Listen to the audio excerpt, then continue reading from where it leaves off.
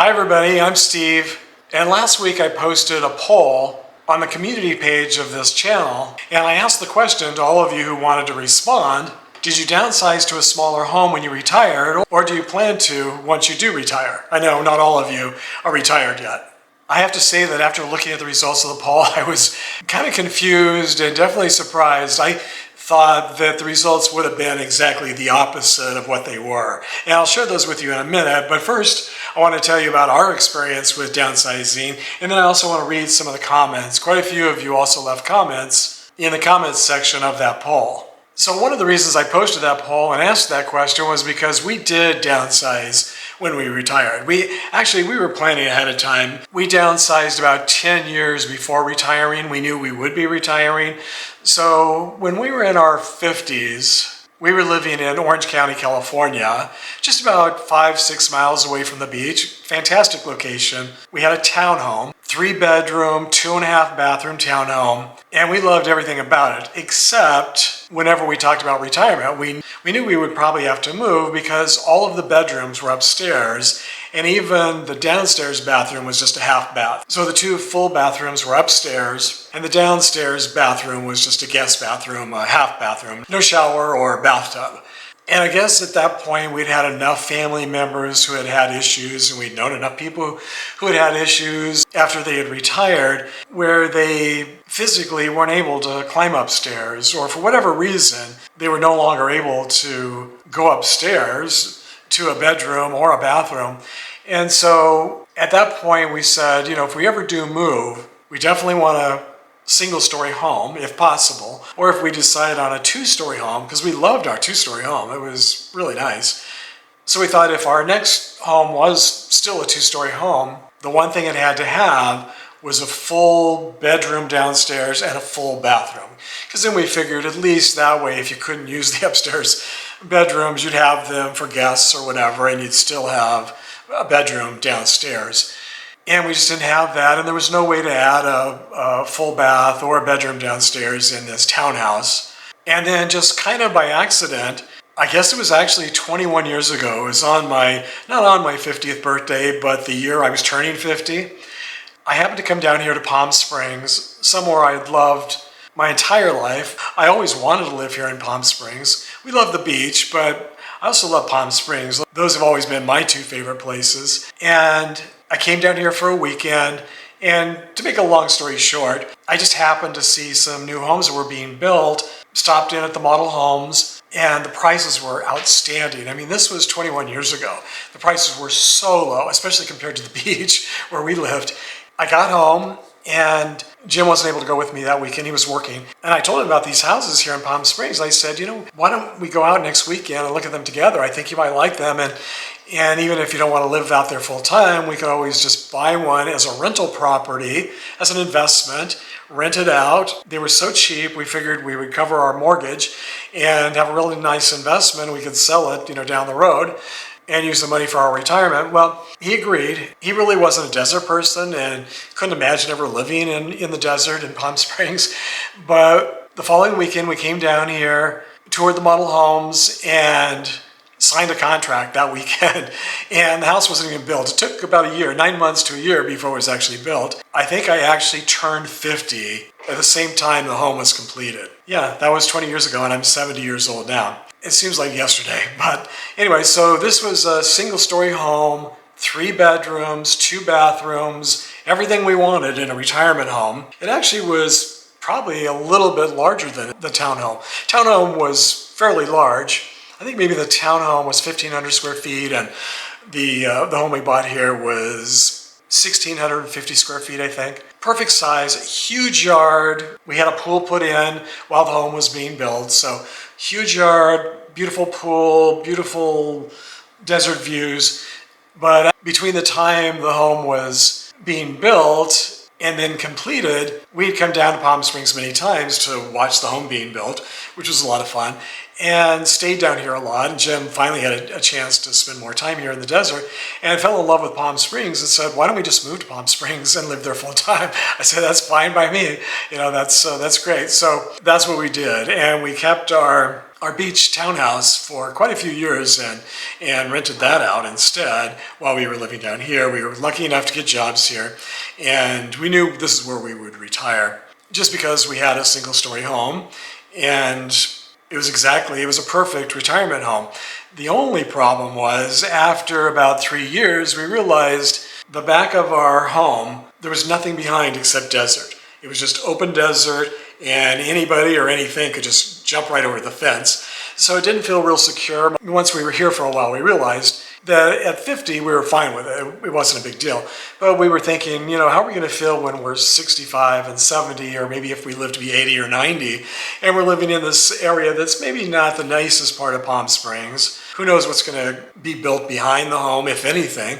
Maybe it'll just always be open desert, and people would ride their quads back and forth behind the house and kicking up tons of dust and dirt in the air, and then the wind would blow it into our yard, into the pool. So there were just quite a few reasons why we decided we loved Palm Springs and wanted to stay here to retire, but we didn't really want to stay in that house. So we sold the house, and we're very lucky. We made a big profit on it.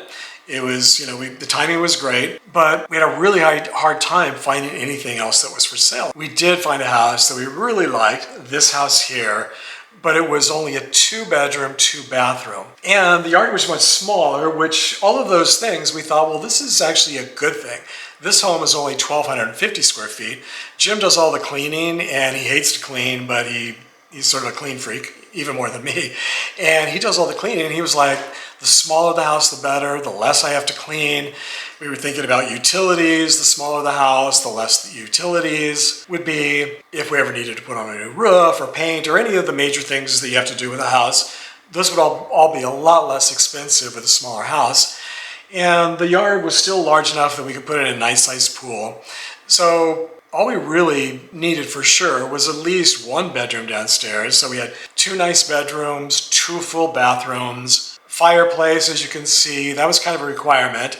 I love fireplaces, and you would think in Southern California you wouldn't need them, but you really do, at least for a month or two in the winter. It gets very, very cold here in the desert, and in December and January. And so we have our fireplace on every night. It's a gas fireplace. It's fantastic. And we have an attached garage, have a nice front yard, nice backyard, pretty much everything we wanted, a little bit more compact. And at some point, when one of us passes away and there's only one of us left, then it will be a perfect size. We wouldn't want maybe a 3 or 4 bedroom with just one person, and two bedrooms would be fine. But right now, there have been a few times where we really have regretted that we didn't get at least 3 bedrooms, just so more people could come and visit and stay with us. It would have been helpful. When my mom had her stroke, she could have moved in. It would have been easier for her. And same with his dad. He had the same issue. Now, my mom still wouldn't have come. She did not want to leave her place. She just wanted to die there. And she had 6 cats and 2 dogs. And that wouldn't have worked out anyway, but it would have been nice to have an extra room. So that's the only thing I regret a little bit. Other than that, I don't regret. We're very, very happy that we downsized. We love our little tiny, I guess you'd call it whenever someone comes over, they say, oh, it's so cute, it's so cozy, which is code word for small. And it is, it's a small house, and it's perfect. It's perfect for 2 retirees, and also perfect for 1, if that should happen one day, which seems to be inevitable unless we both die at the same time. So anyway, that's our story. I was always under the impression that pretty much all retirees downsized when they retired. I thought that was a thing. I thought that was kind of a major thing. I thought that was something most retirees did for all kinds of different reasons.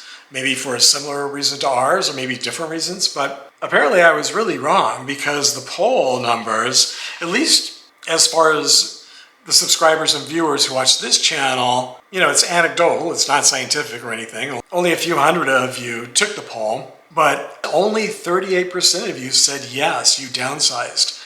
That's not even 40%, whereas 62% of you said no, you didn't downsize. And a few of you left comments saying that you actually upsized. You bought the biggest house you've ever had in your life after you retired. So, well, that's nice. And I know there are certain parts of the country, like for what we paid for this, we probably could have bought, if we lived in the Midwest or in the South, we probably could have bought a mansion for the same price. So it really does depend on where you live as far as what you pay and what downsizing actually means.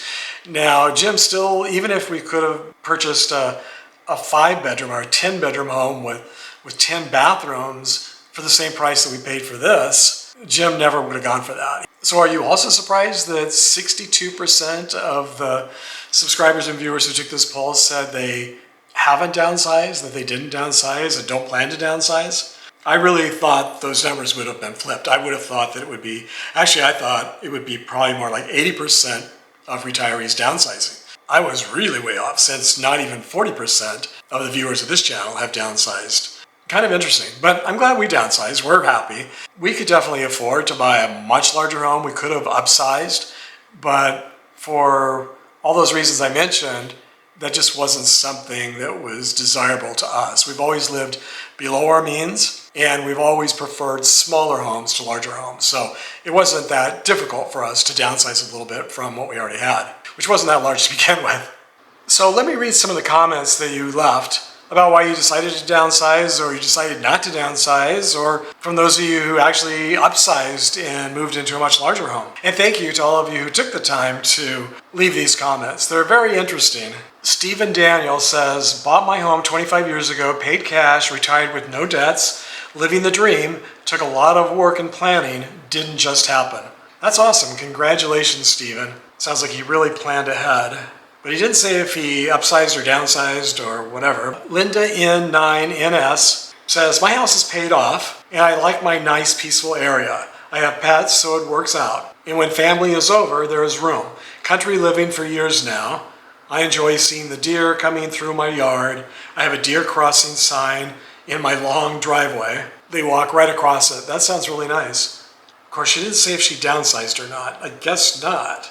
So I guess both Stephen and Linda didn't downsize, and they're explaining why, because they have houses that they already love, and I guess their homes work for them, just the way they are. Robert Foss says, Steve went from a 2-story, 3,105 square foot home in Sugar Land, Texas, to a 1-story, 1,696 square foot home in Henderson, Nevada 3 years ago when I retired. Okay, so Robert did downsize, but still has a really nice size home. Best move we could have made. 25 minutes from the Strip, yet 10 minutes from Lake Mead National Park. We have a little bit of everything here, hiking, parks, etc., along with world-class entertainment, all within less than a 30-minute radius. That sounds pretty perfect, Robert. That definitely sounds like a good reason to downsize. Sue Hofkamp says, we lived in Washington State and had 2.5 acres in the country. A beautiful 1,664 square foot home with a 3-car garage and a large shop. Retired and moved to an 854 square foot condo in Hawaii. No regrets. Yeah, I think it'd be hard to regret moving to Hawaii. And an 854 square foot condo in Hawaii sounds like it could be just perfect. That sounds really nice. Mar on 8SF says, not yet. I consider it once in a while, but not seriously. I should, but this home brings me comfort and good memories. But I worry about keeping all the levels clean, the endless yard work with tree trimming, mulching, mowing, etc. It's really too much for me. So sounds like, it can be very, very difficult to move away from a place that you love, even if it does get difficult to maintain. So sounds like a downsize might be in her future. I'm assuming Mar is a her, maybe it's a him, I don't know. Rosalind Campus says, my house is a generation home. My parents had it, I bought it, now my children have it. It is small but durable. That sounds perfect. I love that. And it's nice that hers is already downsized to begin with. My home is paid off. Oh, so Win Songbird says, my home is paid off. I could not rent or buy and make it if I sold. Housing is uber expensive. Staying put. Yeah, that's true. Ingrid Fitz says, I haven't yet, but that is the plan. Caliph Dad 4 says, I inherited my parents' 1,800 square foot home on a half acre and their California Proposition 13 taxes. I'm going nowhere. Rebecca Thomas, 8561 says, I went from 1,486 square feet 3-bedroom, 2-bathroom with a pool, to a 775 square foot, 2-bedroom, 1-bath home with no pool and no central heat or air in the same town. Okay, that sounds great, except for no heat or air. I mean, I don't know, maybe she's in a place where you don't really need heat or air? Well, maybe she's just meaning central heat. I guess you could have a portable heater and a portable air conditioner. Nubicep65 says, I purchased my forever home 14 years ago. Great area, bedroom community, 45 minutes from major airport in the Bay Area. Kids are an hour from me. I'm almost 60 and I plan on staying put. I'm already retired. 40 minutes from Monterey, Santa Cruz area. Come on down. So she loves her place. That's great.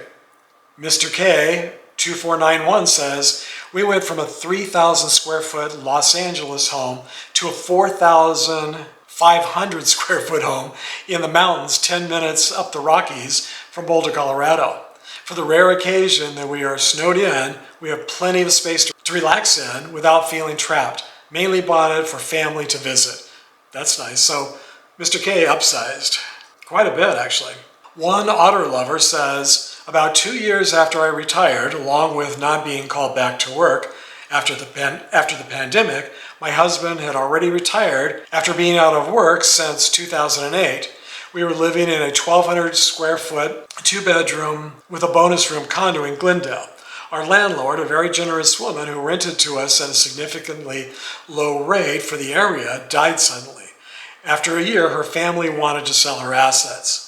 We had to significantly downsize to a 640 square foot, 1-bedroom in San Bernardino for the same rent, since we are now living just on Social Security.